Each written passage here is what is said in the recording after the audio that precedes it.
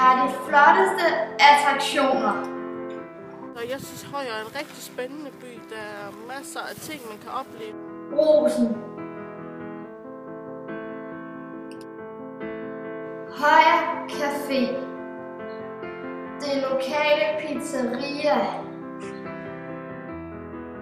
Det gamle vandtårn.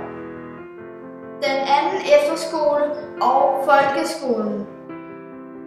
Højer Mølle. Det lokale apotek.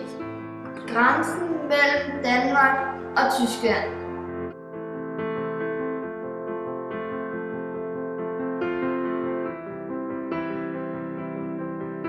Jeg er i hvert fald min mand i Højer.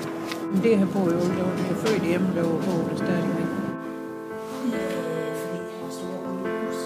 Men jeg har en kæreste, så han boede hernede, og så flyttede jeg med. Jeg vil sige, at det er det vand, og man har jo Højer Snus og Højer Mølle.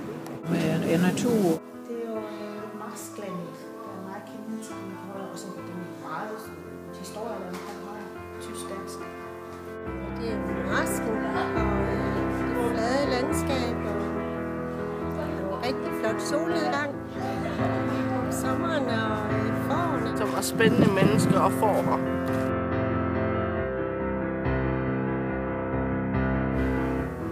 Synes jeg så. Men det skal bo i Højer, så kan Jeg er til at bo hjemme. Ja, det er det. det er Ja, det er jeg er rigtig glad for at flytte hertil. Tag til Højer, byen, hvor alting sker.